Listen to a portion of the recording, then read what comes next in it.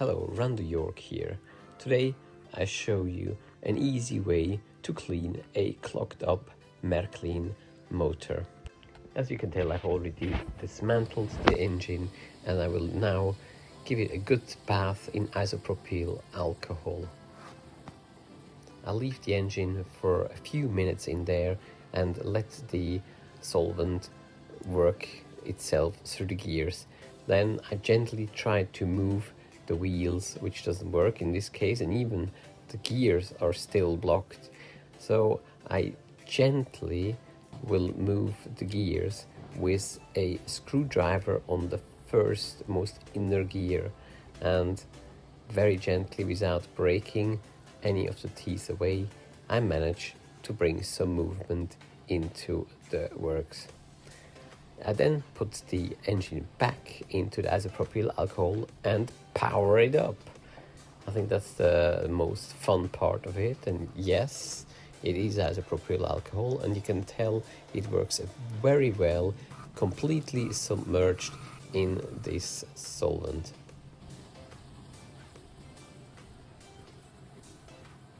I give it a few spins in both directions. This really cleans the motor.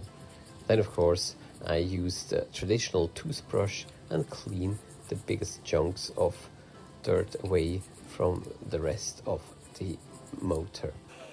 After this comes the most important part, is applying grease, and I put sewing machine grease on and I spread it evenly all over the motor. I just think it gives it a nicer touch. Next I apply oil to all the critical gears, and sometimes I do this under movement. I use one of these fine gauge needles which I've glued onto my oil dispenser. This needle is much thinner than the ones which are normally sold on oil dispensers for model railways. And here you see how the engine, which was completely blocked before, is now smoothly moving. When I put a similar engine back into the chassis, you can see beautiful how soft and smooth they run. I haven't encountered any limiting factor cleaning a clogged up motor with this method. In difficult cases, I would recommend to dismantle the motor completely, and sometimes you find interesting parts stuck in the motor. Importantly, isopropyl alcohol can wash off certain colors, therefore I would never put the body of the locomotive into it at the same time.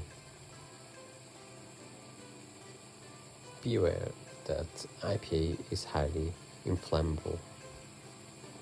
I have nothing to add. I hope you've enjoyed this little video, and thanks for watching.